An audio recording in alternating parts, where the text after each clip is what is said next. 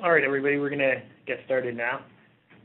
Good afternoon, and thanks for joining the webinar to go over the new features and enhancements with the recent April 17th upgrade. And also, I'll also be touching on a few features from the previous upgrade before that, too.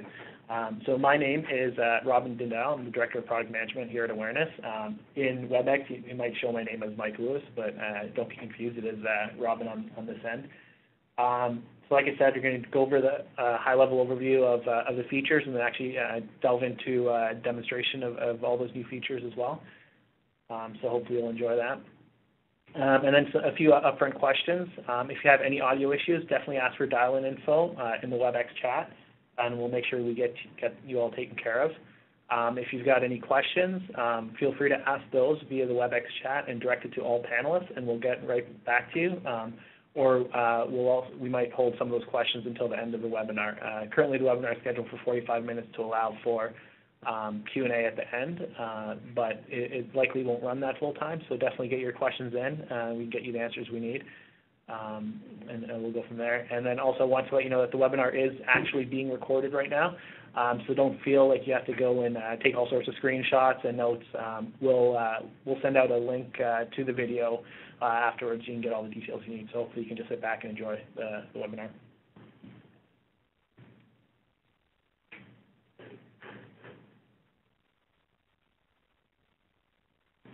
So like I said, the agenda for the webinar is to first go over the new features and enhancements, then we'll jump into a demo, and then I'll briefly talk about some of the things that are coming down the pipe immediately and that you can expect to see in the next webinar, which we're planning on doing recurring every 4 weeks. So hopefully this is something you can keep on your calendar, and we can keep sharing all the great stuff we're doing with you guys.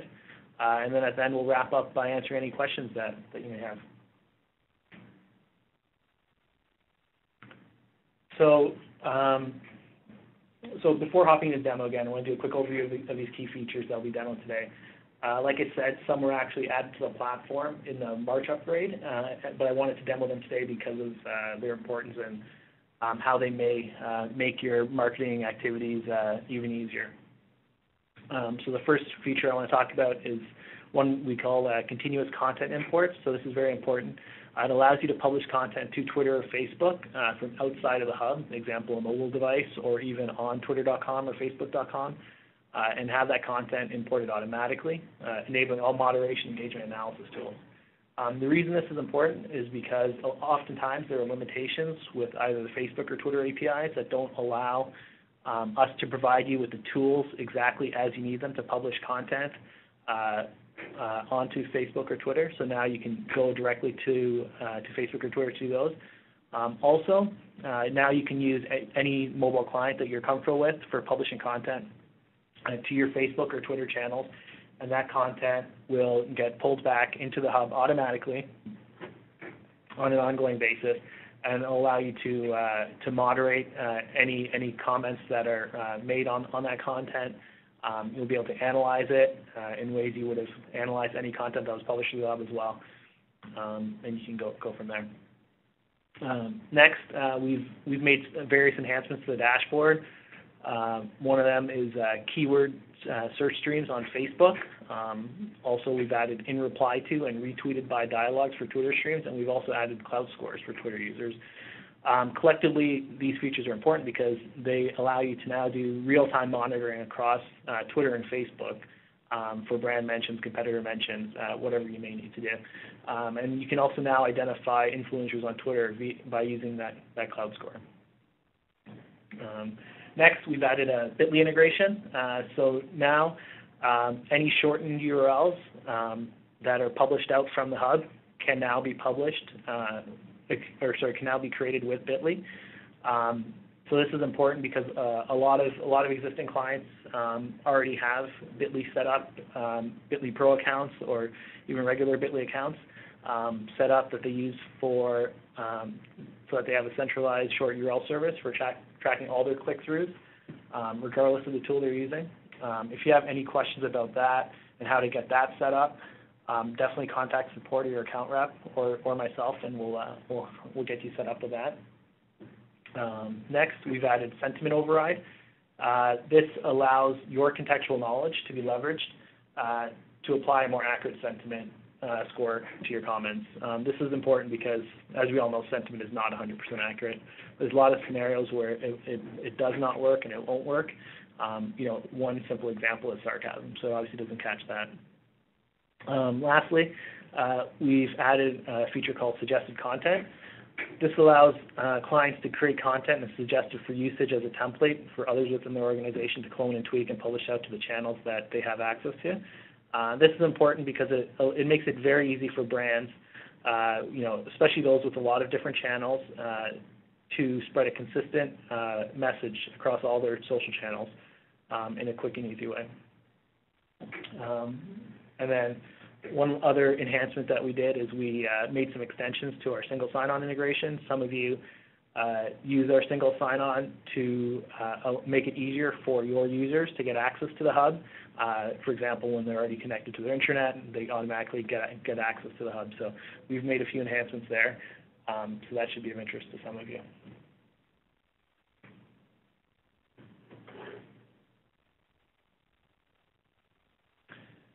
Now I'm going to hop into the demo. Again, if you have any questions, don't hesitate to ask, and we'll get to them as soon as we can. So we are logged in right now into our Circuit Villa demo community. This is a community that we set up for doing these sort of demonstrations.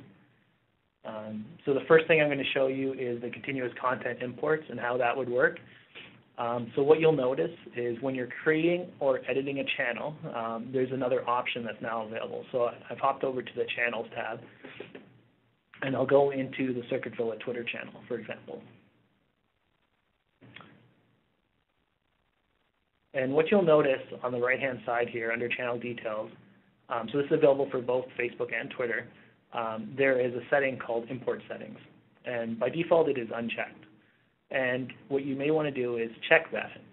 And what that'll do is any content that is published from some place other than the hub, either directly on Twitter or using some other Twitter client, that content will automatically be pulled into the hub, just like as if it was content that was published from the hub. From the hub. So when you check that off, there's one other thing you have to do. You have to select which user that imported content will be associated with. So in this example, we're associating with Molly Manager.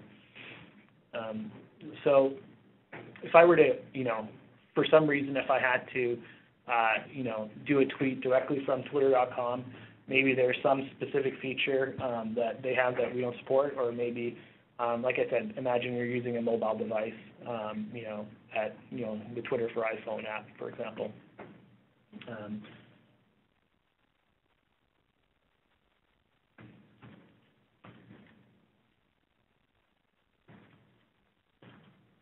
So this tweet that I'm doing here, although I didn't do it from within the hub, it will get pulled into the hub, and you'll see it show up here just like any other content you publish under the Content tab.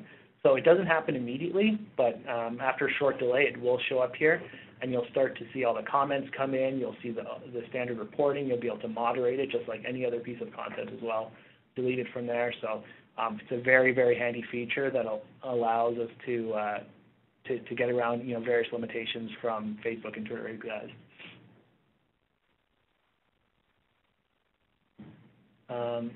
Next, I'm going to hop over into the dashboard. So, like I said, we've done a few different enhancements here. The first one I'm going to show you is Facebook keyword searches. So you can see here we've already got a keyword search set up for BlackBerry Playbook, and you can see any public mention of BlackBerry Playbook on Facebook will be displayed in the stream. And you can go through and you can start to understand who's making comments about your brand, or maybe it's competitors that you're staying on top of. So you can click on the user just like you would before. You can start to get a little understanding for them, and then you can also add them as a contact. And the important thing about that is once you add them as a content, any and all available public information is now added about that user into the hub, so you can start to see more about this person. So this person's made quite a bit of information public. You can see their personal interests, their picture, their username, their location, so you can get a good feel for who this is, who's engaging with your brand or engaging with your competitors or any other keywords you need to stay on top of. The way you would add this is you click on Add a Stream, you click Facebook, and then you'll see two new options here, New Search and Save Search. So you just go into New Search and just fill out any set of keywords, and that would show up in the stream here and be persisted.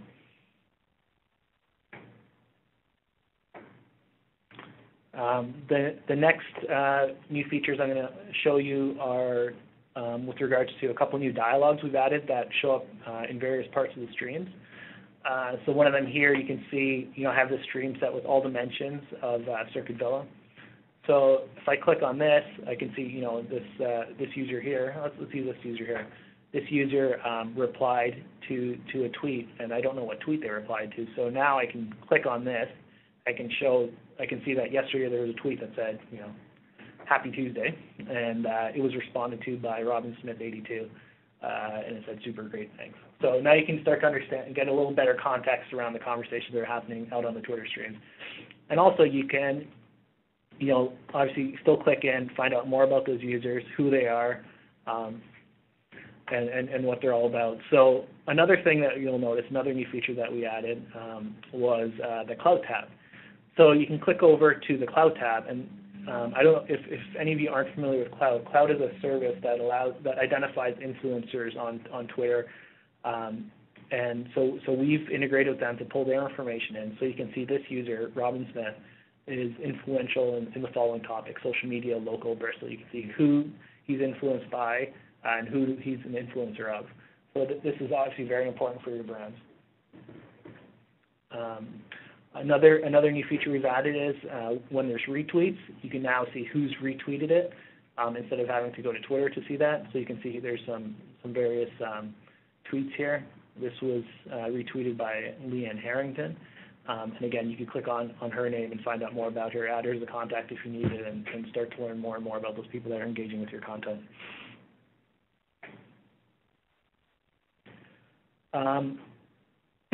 And then next, so within this instance of the hub, we have added the Bitly integration. So anytime you share a URL, it'll automatically be shortened with Bitly for this account. Otherwise, it'll still use our native short URL service that comes when you get to your hub instance.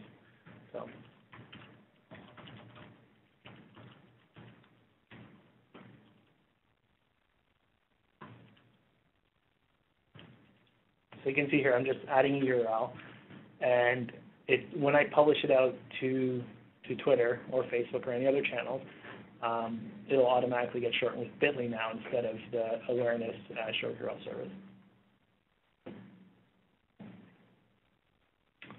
So let's go here, just refresh that. And so you can see this is the tweet I just did, and you can see the link here with Bitly in it. If I hop over to Bitly, just refresh that page.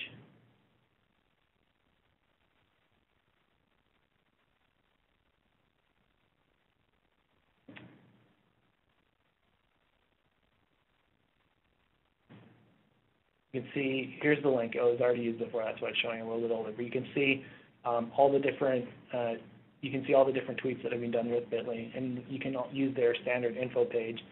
So you can start to see more and more about this tweet using all their standard reporting. So here's the tweet I just did here from Circuit Villa. Check out this great company. Excuse me. And so you can find out the refers, the locations, clicks, so all the standard Bitly stats are available here.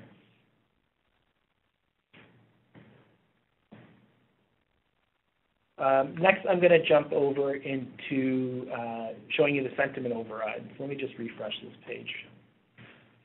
And you can see anywhere that you see comments, you'll see this icon as well to show the sentiment of a comment, whether it's positive or negative or neutral. And oftentimes, it may or may not be correct. And that's for various reasons. Maybe there's sarcasm used, maybe there's some local languages used that aren't very obvious. So maybe for some reason, I know that this is actually sarcasm. I don't think it is in this case, but if it were, you can now click into the sentiment for that comment, and you can adjust as necessary. So you can say that's actually a negative statement, and you go and you can save that.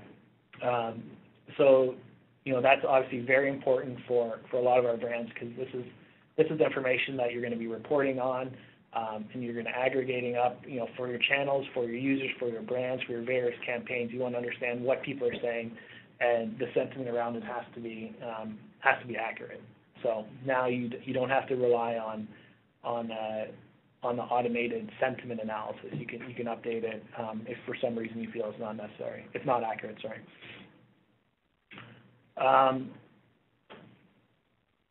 Next, I'm going to jump into the suggested content.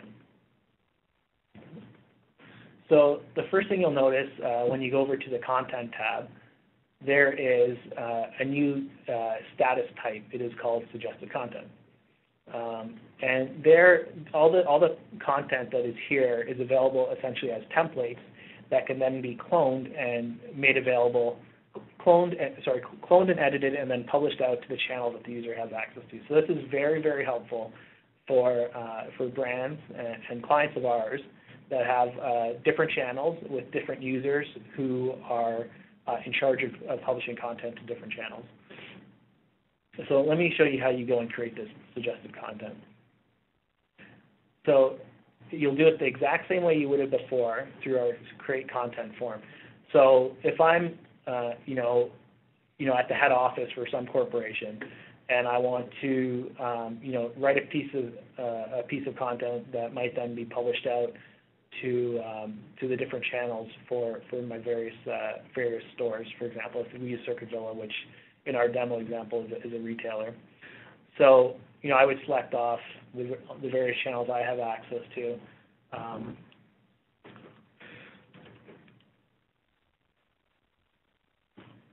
And enter in the content as I normally would.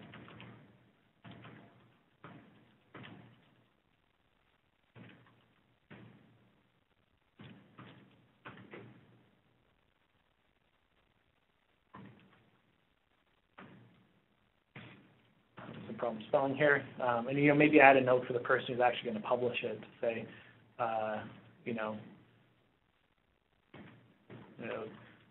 your store address here. And then on the right-hand side, you'll see the content status. So instead of approved, I'm going to change that to suggested content, and I'm going to hit save.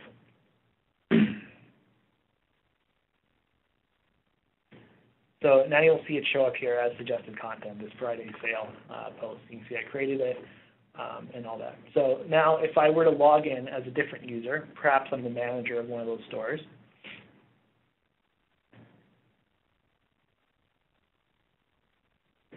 and I hop over to the Content tab.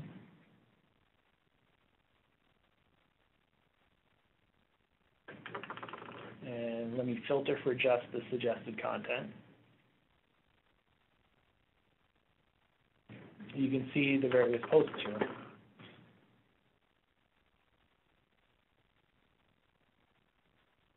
So you can see this one channel, for example, is grayed out. And that's because the user I'm logged in as Molly, the manager, doesn't have access to that channel. But you can see the channel that she does have access to. So I can take a look at the post itself, the title, the body, any other information that might be filled out. And what you'll notice here is because this is suggested content, there's a new button down in the footer here called Clone. So when I hit Clone, what that's doing is that is going to make an exact copy of this piece of content, but only add the channels that the user that did the cloning or the copying has access to. So I've done that, and you can see the little confirmation at the top, the content was cloned successfully, view it here. So I click that, and you can see although there was 2 Facebook channels that were selected in that original post. So back over here, you can see there's 2. They copy it, there's only 1 selected here. The title, the body is all exactly the same. And I go in and I hit add some additional information.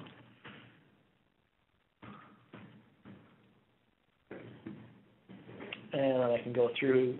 So when you make that copy of the content, it's set in a draft mode. So I can make that approved, or maybe I need to get it approved by somebody else. I could go and assign the tasks for somebody else to review it if I needed to. But since I'm the manager, I have the permissions to publish this, so I'm going to go through and hit publish.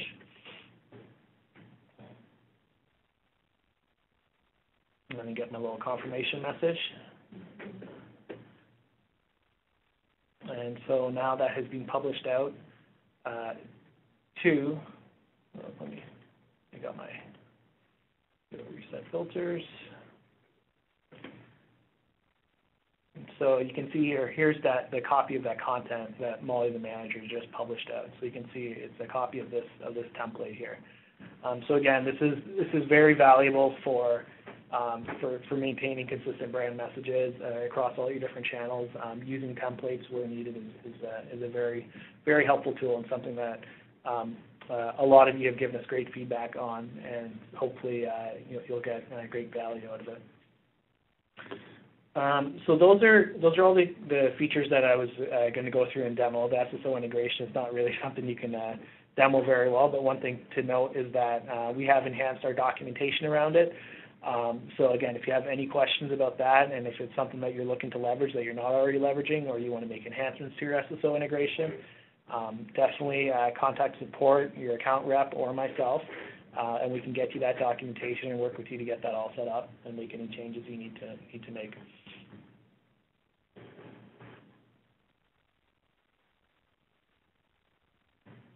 All right. So what's coming up next? So that's always something that people are interested in. So some of you may have heard about our report cloud and our social intelligence dashboard. If you haven't, no worries, don't worry about that. The report cloud is available today, but the social intelligence dashboard is likely another couple of weeks out before being generally available. These will both be demoed during our new features webinar, our next new features webinar in about 4 weeks. If you have any specific questions about either of those before the next webinar, definitely contact myself, customer support, or your account rep, and we'll get you the information you need. I think it's something that's going to be very exciting. You'll never have to worry about not having access to a report that you might need for your business's purposes. The dashboard will be great for allowing you to twist and bend all the data that's available within the hub in any way you want. Beyond the report cloud and the intelligence dashboard, we have some other very exciting updates that are being made to the hub, all around the focus of making the life of you as a marketer even easier. So I think you'll be very excited to see all that, and we'll be sharing more of that in a few weeks.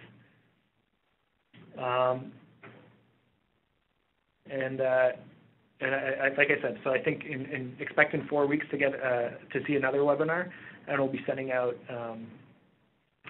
information about that prior to that too. Let me go on to next slide. So now as we wrap up, any questions you have, definitely ask them now via WebEx chat and direct them to all panelists. Or you can contact myself. My email address is there. Again, we will be making this video available, so you'll have access to this information too. Or you can contact me on Twitter. You can see my Twitter name there. Or, of course, you can contact your account rep too. Okay, so I see a couple of questions coming in. The first question is, can we integrate Facebook questions in the near future? So this is a great question. This is something that has come up a couple times, and it's something that is very important for us because Q&A is a big area with Facebook questions. There's obviously another site called Quora, Quora, which is gaining a lot of traction and is very important. Sadly, Facebook Questions does not have an API at this point, so it's not something that we are able to integrate into the hub. Facebook, they always do add APIs. I shouldn't say always. For the most part, they usually add APIs for all the new features. They usually lag a bit behind. They have not made any commitments as to when they would make that available for developers and partners like ourselves. So once that is made available, the Facebook questions, we'll definitely have it in the product as soon as possible. It's a high priority for us. It's come up time and time again, and we recognize the value that it could provide to our users. So hopefully that answers the question for that. Another question is continuous content imports for Twitter only? No, it is not. As of right now, we've added it for both Twitter and Facebook, seeing that those are the two places where users will get the most bang for their buck, where they might be using their mobile phones for publishing content to those areas, or there might be various API limitations from Facebook or Twitter that don't let us do things we may want to do. So obviously for our other channels, it's something that we're looking to support. It's just, we took on Facebook and Twitter. We've had requests for YouTube and WordPress. Those are the two primary ones we've had requests for around adding the content imports. So those are high on the radar too. And those are the only two questions I see right now. So does anybody else have any more questions?